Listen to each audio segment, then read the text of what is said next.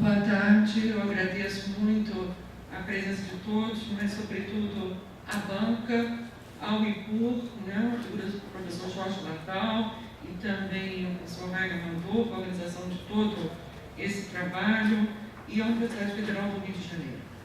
Eu sei que é trabalhoso participar das bancas, é sempre difícil, é um trabalho árduo, e eu agradeço a todos que aceitaram essa tarefa para o meu caso particular aqui do concurso para titular. Eu, ao reler o memorial, encontrei diferentes errinhos e coisas, que na verdade uns 4 ou 5 erros de digitação que me incomodaram. Eu ia trazer uma errata, mas eu achei que era excesso de preciosismo. Eu gosto muito de coisas certas assim e ia trazer correções. Mas isto realmente superou a minha possibilidade e, por outro lado, eu achei também que era excesso de preciosismo, ia ser uma coisa um tanto exagerada. No que concerne a reprodução da produção científica, eu inicialmente entendi que precisava de 5 volumes mesmo. Por isso que eu comecei o processo de reprodução e depois tomei conhecimento que não precisava ser assim. Mas aí já estava no meio do caminho, eu digo, olha, vou levar até o final, e ficaram então os 5 volumes. Eu gostaria de ter escolhido mais nessa reprodução e ter tirado, por exemplo, prefácios, que ficaram prefácios lá no meio, porque, afinal de contas, é uma produção de outra ordem.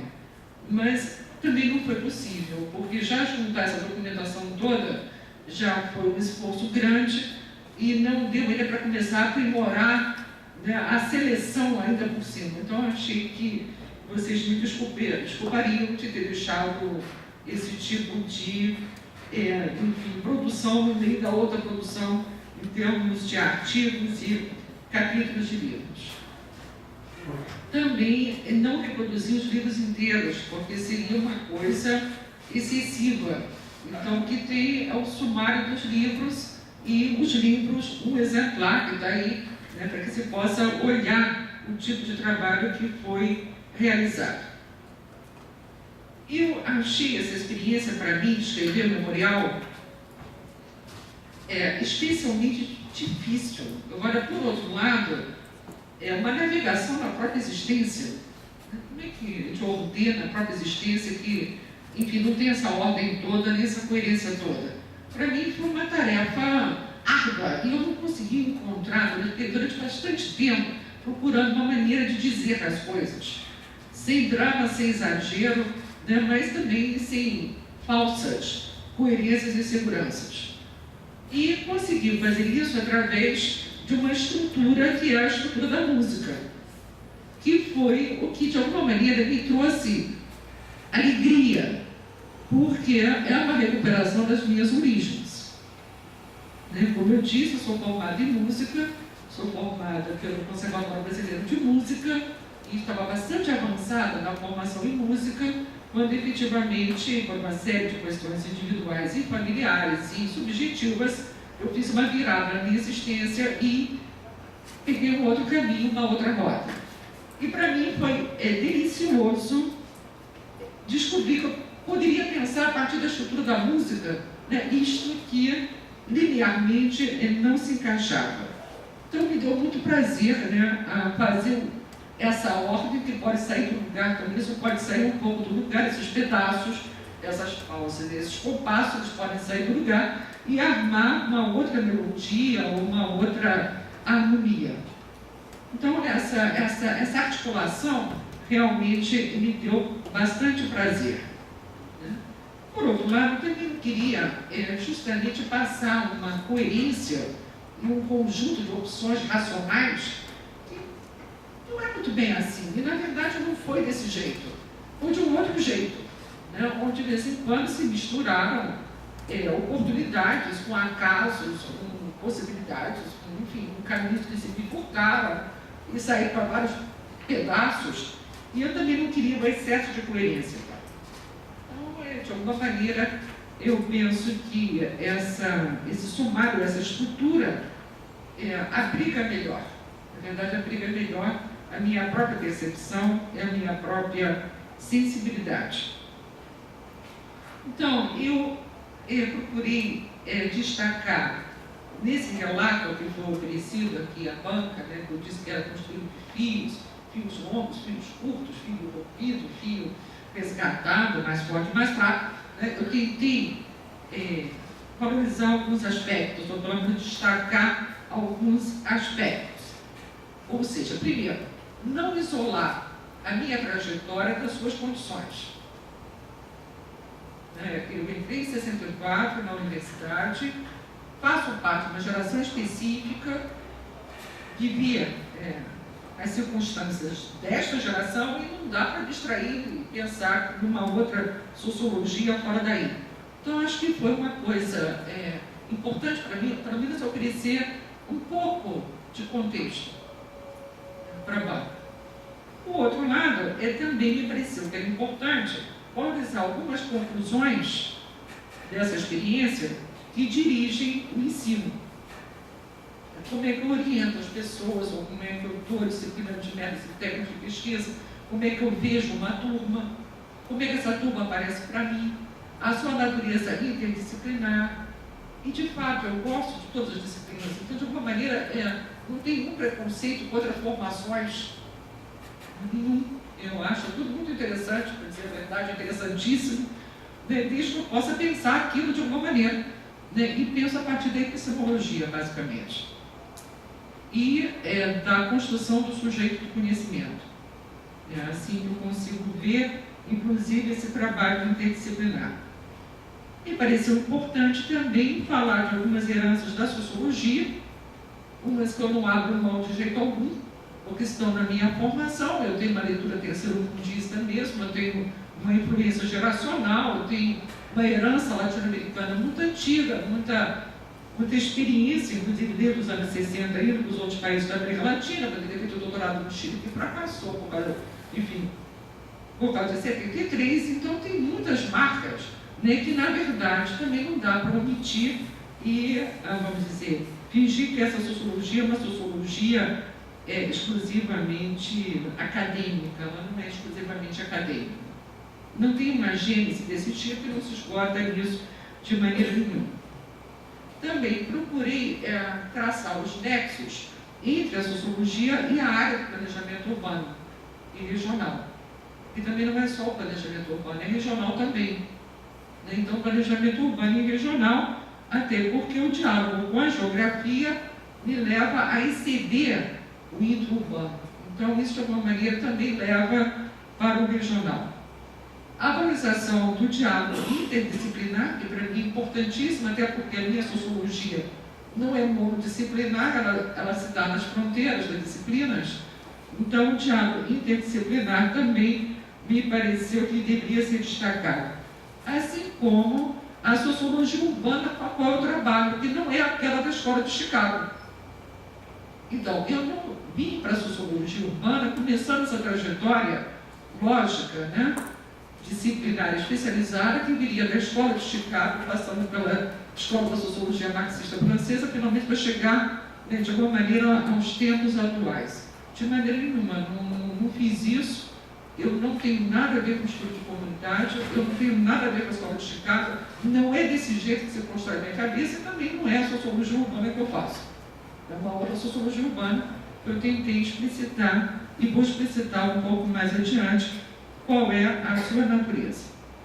Tentei também destacar os interlocutores, porque o trabalho realmente não é individual. Ele é individual na autoria, isso acontece, mas ele é muito enredado e muito coletivo.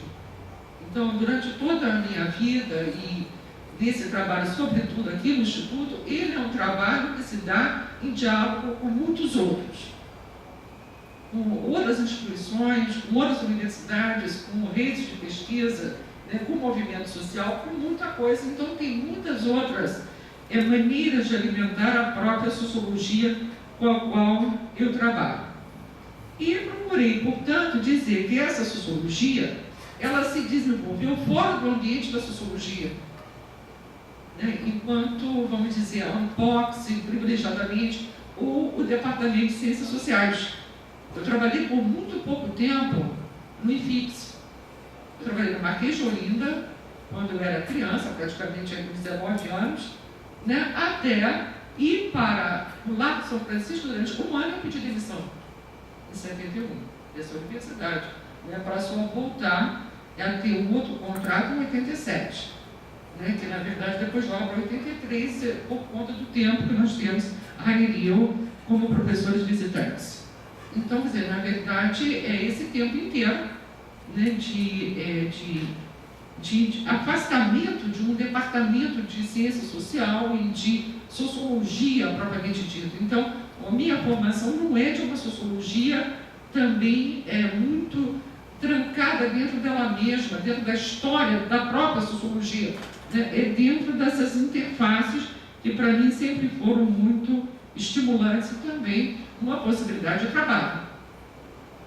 Então, mostrei as várias possibilidades de trabalho, inclusive na área da saúde, com a demografia, com outras áreas, que de uma maneira me permitiram também o amadurecimento. E na área da saúde, com o Unesp, com a Fundação Oswaldo Cruz, com o Sérgio Aroca, quer dizer, vários trabalhos, Eduardo Stotz, Vitor Bala, uma série de trabalhos, que são trabalhos na área da saúde, que de uma maneira permitiram a saúde, a demografia, o serviço social, a educação, que eu sobrevivesse profissionalmente também nesse diálogo interdisciplinar, na sociologia que se dá nas fronteiras. E eu digo que é um trabalho da sociologia, que tem o ethos da sociologia e tem a teoria da sociologia por trás. Então, de alguma maneira, continua sendo efetivamente um trabalho de sociólogo, especializado de sociólogo, mesmo que aconteça nas fronteiras. Ele tem esse perfil. Procurei também destacar heranças intelectuais e obrigações morais. Eu acho que nós não trabalhamos sem uma pauta de obrigações, então até que a gente tem que se disciplinar bastante. Então existem obrigações morais que nos levam também a assumir certos papéis e não outros. E esses papéis, eles na verdade correspondem a heranças intelectuais e obrigações morais. E eu diria que eu sou herdeira aí de não sei quantos projetos e obrigações vinculados às gerações anteriores, que não é a minha geração. Eles falam, claro, mas você e Milton Santos tinha 20 anos mais do que eu. Quer dizer, não é assim uma irmandade de jeito nenhum. Pode ser uma filiação, agora irmandade de jeito nenhum. Deus me livre, mas que pretensão da minha parte. Então, quer dizer, não se coloca dessa maneira. Mas, de qualquer maneira, você tem uma herança e tem uma obrigação. Eu sou herdeira aqui de um bando de gente que eu conheci, não conheci, e costumo brincar que às vezes tem mortos que estão mais vivos do que os vivos, que estão por aí, que às vezes estão mortos para mim, porque não tem nada a ver com a minha cabeça, nem com a construção do meu trabalho. Então, eu procurei aí a trabalhar nessa direção e dizer um pouco, então, que sociologia urbana é essa que eu desenvolvo. Então, ela não é aquela que começa lá na Escola de Chicago. Eu também não tenho nenhum combate à Escola de Chicago nisso. Tem, inclusive, elementos de herdeiros da escola de Chicago que me interessam muitíssimo, principalmente a favor do Becker e outros, das teorias da ação que me interessam. Então não há uma recusa, né, a princípio, só que não tem essa origem. Né? O outro lado é que a sociologia marxista francesa realmente pesou bastante, que pesou na época dos anos 60, 70, então teve uma influência muito grande, mas também, naturalmente, ela nunca veio pura. Ela veio temperada com as teorias da marginalidade latino-americanas e com as teorias da dependência.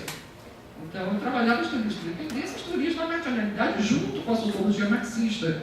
Mas não a sociologia marxista, ela dentro dela mesma, sozinha, de forma nenhuma, até que não tínhamos o tal capitalismo da polícia de Estado, que eles trabalhavam, nem o prognóstico político deles, do PCF, ou do PSOE, do PCF, e já o PCI, de jeito nenhum. Então, não é o mesmo diagnóstico, não se dá da mesma forma, mas tem naturalmente uma coisa dialógica que é importante com essa sociologia marxista francesa.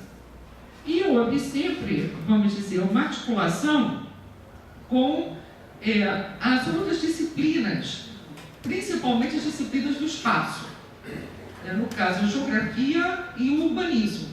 Então, essa sociologia urbana é uma sociologia que se desenvolve nessas condições, né? E dentro de uma percepção de que o urbano, principalmente na América Latina, não pode ser pensado apenas no intra-urbano.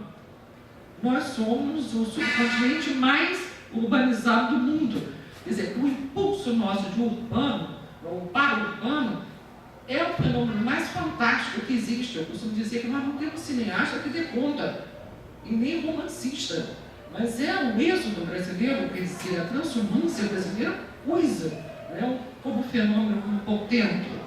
E na América Latina também, as grandes metrópoles, grandes cidades que nós temos, um impulso urbano que é fortíssimo.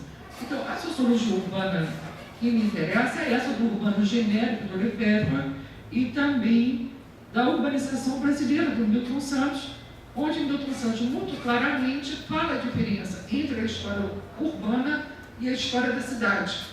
Então, a história da cidade não contém toda a história do urbano, que transcende.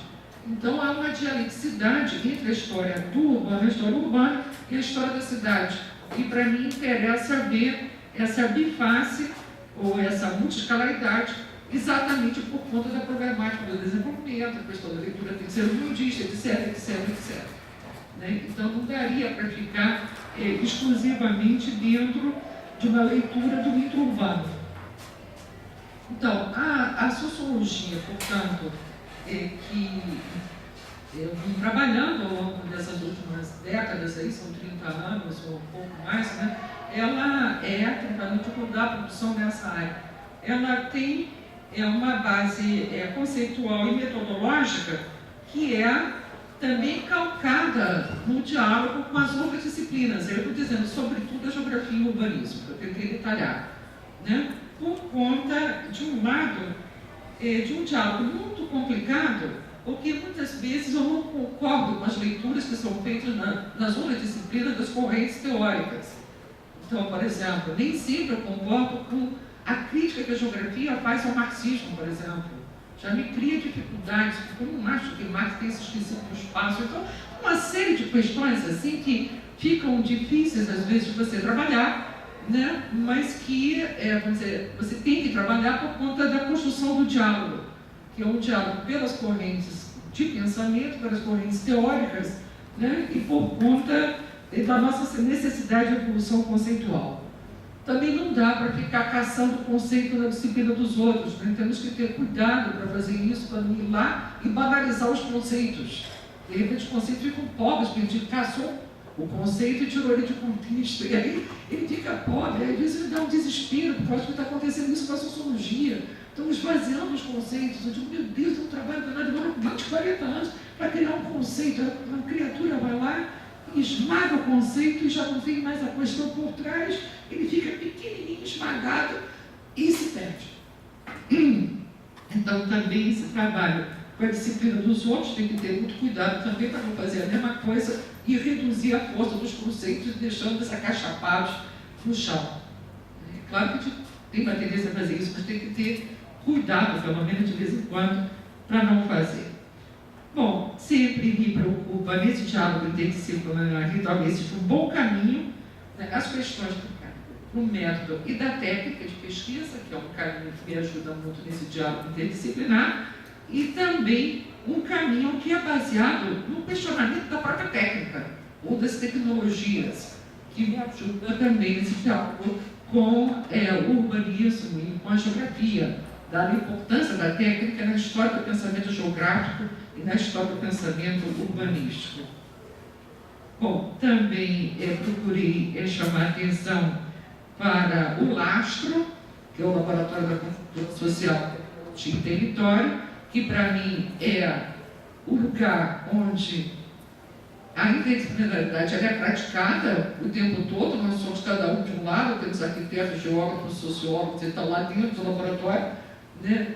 As pessoas que orientam também são engenheiros, tem outras pessoas de outras formações, então também, né? Isso vem para dentro do laboratório e é uma experiência muito rica. Então, eu quis destacar a experiência do laboratório, eu chamei LASTRO.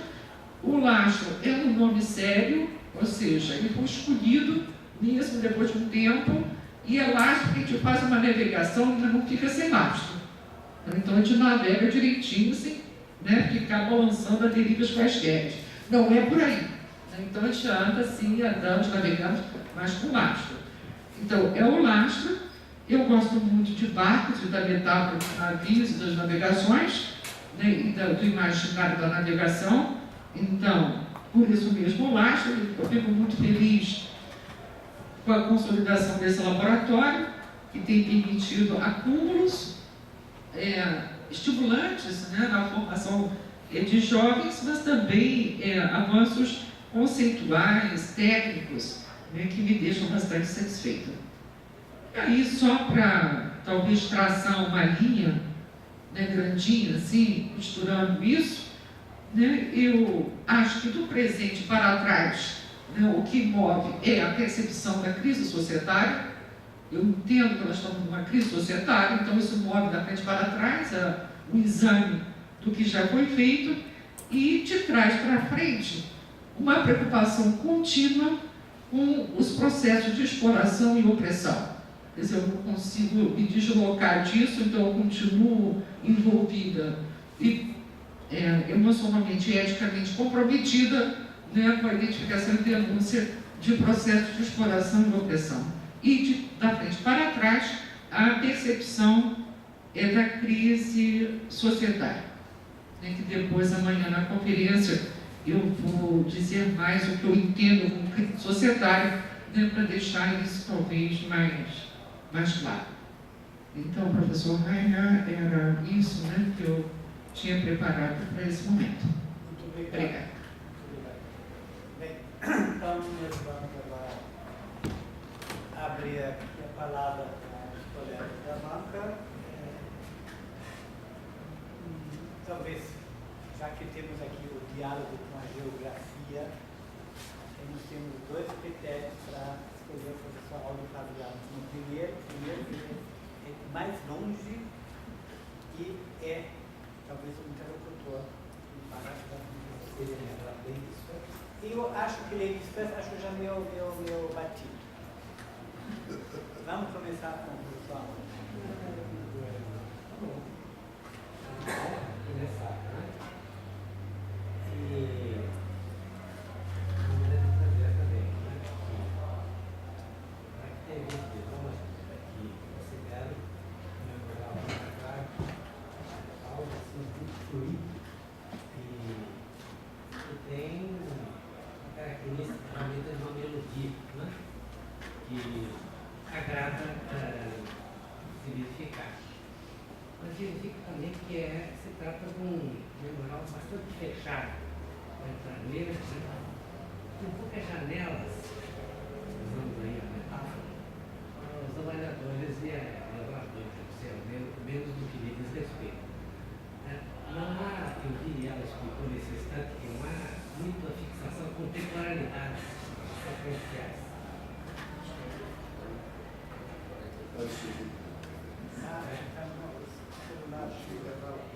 Então não há demarcação de datas. Assim, foi a sonata que ela escreveu ao fazer esse relato da sua vida acadêmica, da sua experiência de pesquisa, né? Essa fluidez, então, eu digo aqui que gera uma certa harmonia entre as diversas atividades exercidas em termos de pesquisa, ensino e extensão que está dentro dos seus, por exemplo, os fios do relato, né? Em que ela usa um apelo às questões ligadas à saúde, por exemplo.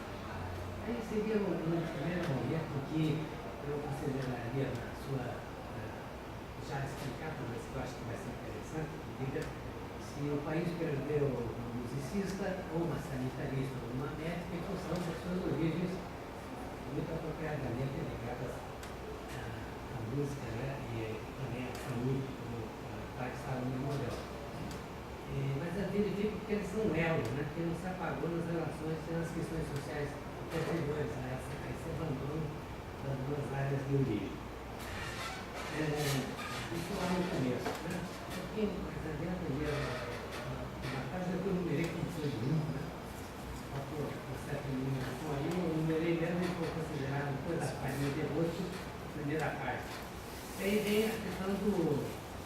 Um pouquinho, eu gostaria que no final falando do rastro, mas eu acho que o rastro tem uma importância maior do que no seu relato pouco, né? Então, eu notei aqui se ele. Como é que ele foi criado, né? No lugar da tecnologia do território, né?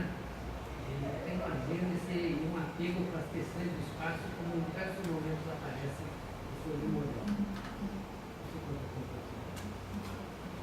Bom, mais adiante um pouquinho, em dois momentos, eu vejo que não só a narrativa é finita, né?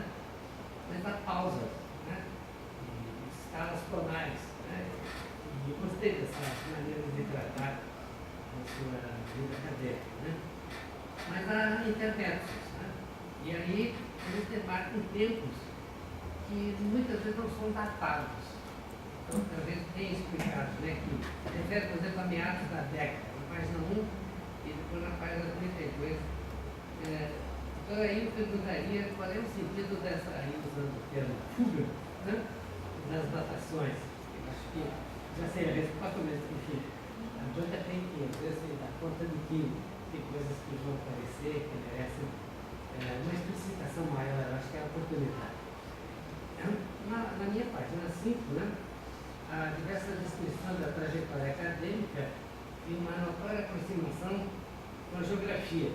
Aí, né, descendo ao Leibniz, a oportunidade de destacar esse aspecto que vinculou muito a Milton Santos, né, que está muito referido no seu memorial. Aí eu lhe perguntaria aqui, em que momento na sua vida acadêmica se tornou uma socióloga, geógrafa, urbanista?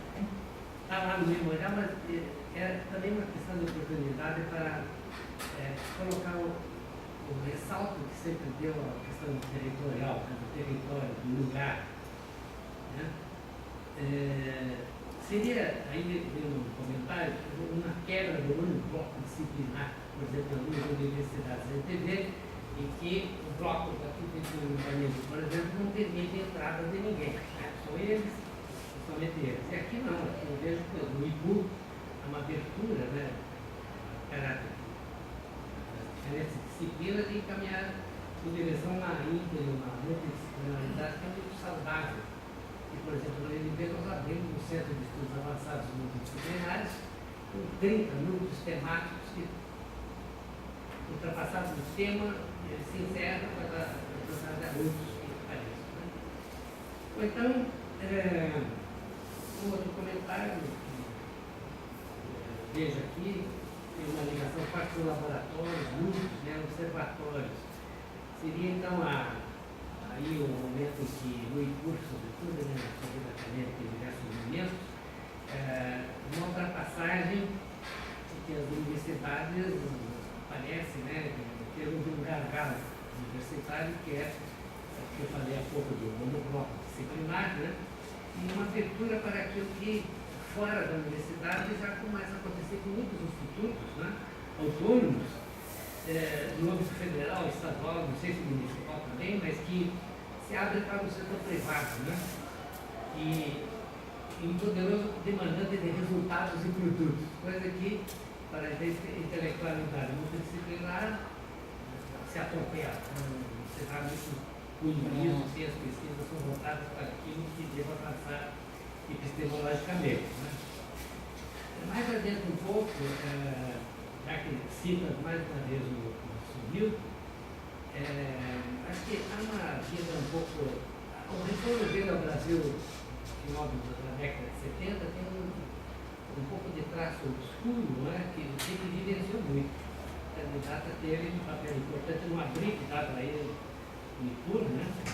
E o retorno do grande mestre se deu, sobretudo porque quando ele fez uma conferência em 1980 no INE, ele estava no auge da irritação por ser considerado visitante no seu próprio país. Isso está gravado numa conferência que agora foi gravada, eu estou revisando para publicar essa conferência naquele ano, o dia inteiro, em que ele ficou muito, até o colega questionou o fato de ele estar criticando a universidade sendo pago, já vem o termo, pago pela universidade para fazer uma crítica à universidade. E aí os alunos que faziam parte do comitê avaliador lá da tarefa, do debate, disseram não. Ele estava lá justamente para criticar aquilo que era questionado em termos do retorno dele ao MDB. Então, acho que na sua vivência com ele, quem sabe poderia abrir uma janelinha e explicar um pouco esse aspecto, que eu acho que está de alguma maneira, no que eu denominei página 26, já nos dias correntes, nós, os mestrandos procuram uma boa percentagem e emendar a etapa do mestrado com a do doutorado. Né? Na escala formal número 4, nota-se que o seu mestrado teve uma data para 77 e o doutorado em 88. Então, é um outro momento para poder explicar porque a lacuna do tempo entre o seu mestrado e o doutorado, né? Porque ele é uma relação com aquilo que o Milton Santos fala de os homens velozes e os homens lentos. Não sei se dá para fazer essa analogia, e que seriam talvez alguns gargalos que a candidata se colocou para enfrentados na docência, né, na escalação das montanhas, que nos anos 70 e 80 os docentes tinham que enfrentar nas universidades brasileiras. Bem, chegando quase ao fim, não sei quanto tempo eu tenho, mas está lá, na sua experiência, a teoria da ação parece ter uma certa semestralidade em termos de ensino, pesquisa, né, extensão, e que conduzia a mudanças e inclusões a cada oferta. Né, o título básico, antes dos dois pontos da teoria da ação, depois dos dois pontos ela vai mudando de objetos. Né. E pergunto se em algum momento compareceu a questão do desemprego. Eu acho que é uma questão que liga muito a geografia, a sociologia e também ao urbanismo, e que assola o Brasil de uma maneira camuflada pelo excesso de carteiras assinadas ultimamente e que revela só quem entra, mas quem sai não está aparecendo nas estatísticas. Uma coisa que talvez seja até objeto de algum trabalho lá no UNB, porque criam-se lacunas de trabalho e não voltam mais. Quer dizer, as pessoas de 50 anos não encontram mais onde trabalhar. E eu acho que esse seria um momento de explicitar se na teoria da ação vem a inação, que seria o que eu chamo de teoria da ação. Bom, depois tem uma questão do lastro que eu já coloquei, né, que seria o momento do lastro, né, seria o momento da sociologia, o urbanismo e geografia, ultrapassar certas, vai lá, entre aspas, normal competição de sobressapiência, né, que existe no mundo das universidades. Não sei se aqui é o caso. E na página 41, de novo, a questão do lastro, eu noto que ele abriga, né, alunos desde a iniciação científica e depois da pós, né, e que não noto propriamente uma referência ao corpo técnico, né, e mesmo um corpo docente fixo. Então, por exemplo, se isso é mais ou menos como nós que temos no NEUR, um corpo técnico pequeno, que é suprido com iniciação científica, né, bolsistas, e que o corpo docente de pesquisa é também variável em função dos projetos. Isso seria assim, no máximo, como na UNB. Bom, e por fim, tem duas questões. Uma é ligada a uma certa frequência do que usa cartografia, né, sem aspas. Eu aqui coloquei cartografia, mas no sentido de que é uma cartografia sem mapas. Na geografia sempre o mapa é um produto, né? Quer dizer, você acaba tendo ele concretamente. E aqui parece que ele é uma questão básica, né? E que talvez seria interessante aclarar o que é a cartografia na sociologia e na sua prática, uma possibilidade de a gente dialogar em termos da cartografia que não comparece com o mapeamento. E por fim, como referiu há pouco também, a questão da crise societária, né? É o último ponto lá na página 53. Se temos, às vezes, crise, como é uma questão ligada ao que eu fiquei pensando, à nossa audiência. Nós estamos metidos em crises, ou nós temos que nos conformar que são pulsações, né? Altos e baixos, que não é igual a uma crise, por exemplo, é uma crise dentária. O dentista é conserta. E na vida social, as crises não são assim tão fáceis de serem resolvidas. Então, são pulsações, às vezes, de longa duração e que nos dá, enfim, muita oportunidade de estudá-las em função, por exemplo, do caso do desemprego, que eu vejo como estrutural, que me ocupa já há alguns anos, e que não é uma crise do capitalismo, sim, mas ele se safa, né? Já disse que o capitalismo está morrendo, mas não, ele vem cada vez mais forte em função das etapas em si, por exemplo, a crise do petróleo, que invade o Iraque, invade a Líbia, faz toda essa coisa que evolui para a guerra, né? Para manter o petróleo na mão dos países hegemônicos. Então seria uma crise, uma coisa que é algo que nós devemos suportar, porque é uma coisa fluida que segue em frente. Então, segundo essas observações, desculpe tomar tanto tempo, mas eu levei a sério a leitura. Eu não posso agradecer, na verdade, porque mas eu só repito, nós não temos aqui nenhuma indicação, só talvez à meia-noite, porque às 10 horas nós temos que sair dessa sala. Então, por favor, fique à vontade, né, Natália? Estou falando com ele, mas também. Bem, então, passo a palavra para a Bom, eu agradeço, realmente agradeço muito a atenção do professor Aldo Paviani, né, ao documento que eu destinei à banca, esse momento importante para mim, dentro da minha trajetória acadêmica, da minha trajetória profissional. Então, agradeço realmente a atenção e um conjunto muito estimulante de perguntas que foram sugeridas de maneira por esse documento. Então, eu vou tentar um pouco ir do final para o princípio, que sempre é mais fácil dessa maneira, quer dizer, fica mais coerente pela memória, então a gente faz ao contrário, né? Então, vindo de trás para frente, né, eu diria que o princípio da guerra é o sinal da crise. A crise, ela basicamente advinda da perda de poder de convencimento. Então, a dominação continua, né? Mas se ela não passa por mínimos consensos, né, o princípio da militarização, o princípio da guerra é o sinal da crise. E nós estamos, vamos dizer, eu trabalho pelo menos crise como transição, né? Então, a questão é que a transição não está tão clara para onde estamos indo pela ausência de projeto. Mas eu vou deixar isso mais claro amanhã, né, na conferência. Mas é um tema, um pedaço da conferência. Mas, de qualquer maneira, para mim, a inexistência de mecanismos de convencimento, e, portanto, uma base cultural que sustente a experiência social, é um claríssimo sinal de crise societária. E eu estou chamando de crise societária aquela que ultrapassa as instituições. Quer dizer, os aspectos especializados da vida social, da vida coletiva. Então, não é só uma crise do trabalho, uma crise da família, crise da escola, crise daquilo, crise da saúde. Toda hora tem uma crise sendo nomeada. Para mim, um conjunto disso tudo, e muito além disso tudo, está a crise societária mesmo, que é crise de convencimento de que vale a pena estar junto. E que existe um projeto muito claro para o futuro, que nós vamos viver em direção a alguma coisa melhor. Isso está se perdendo. Então, para mim, isto é uma crise societária. Estamos em guerra, né? A guerra tem diferentes formas de manifestação, né? Infelizmente, pela política, parece que essa guerra está se realizando precariamente, não é isso? Mas, efetivamente, é mesmo isso. Né? Sociologicamente, seria bastante por aí.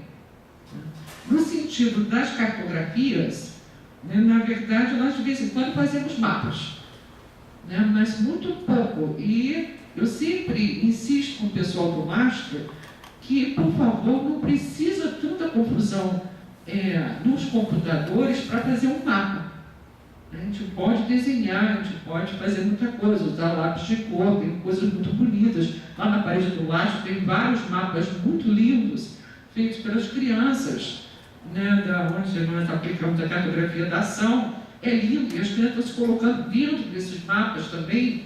E tem um mapa que é lindo mesmo, se chama o mapa de todos nós, onde as crianças se colocam também dentro do mapa, né? Então há uma ideia de uma cartografia que é objetiva e subjetiva ao mesmo tempo, né? Ela é um registro das práticas sociais, sobretudo, mas ela é também o desejo. Eu costumo dizer que o imaginário era muito mais bonito antes do que agora. O excesso de técnica, né, faz os mapas ficarem pobres. Eu costumo dizer isso, que joga com sangados comigo. Mas podia botar umas baleias, umas coisas ali, não põe nada, fica uma coisa, né, pode ser muito exata, mas nem sei se é exata, porque existem coisas bonitas também que não aparecem, que são excluídos dos mapas. Né? Então, acho que tem alguma coisa aí que podia fazer um revival do imaginário. Né? E aí, nessa conexão entre cartografia e mapas. Mapas efetivos. Do lado das teorias da ação, é o princípio ativo da transformação social. Então, quando nós colocamos o lastro como laboratório da conjuntura social, nós não estamos falando de condições de vida. Essa conjuntura social não é condição de vida, é a ação da sociedade. Então, o que me interessa como conjuntura não é saber se melhorou ou se piorou o saneamento. É muito importante, mas se isso aí não vira ação, ou de reivindicação, ou de protesto, ou qualquer outra coisa, não entra na nossa conjuntura.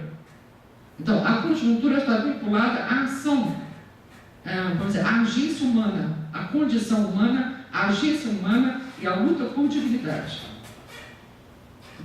Então, o desemprego tem até